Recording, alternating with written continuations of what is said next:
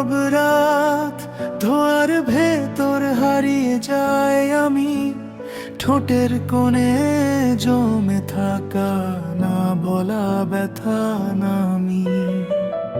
আলো আধারে চোখ দুটো গল্প বলে যায়, তবু কেউ শোনে না, মনটা শুধু কাঁদে হায়। স্মৃতিরা আসে ধোয়ার মতো ধীরে ধীরে, ছুতে গেলেই মিলিয়ে যায় অন্ধকার ঘিরে।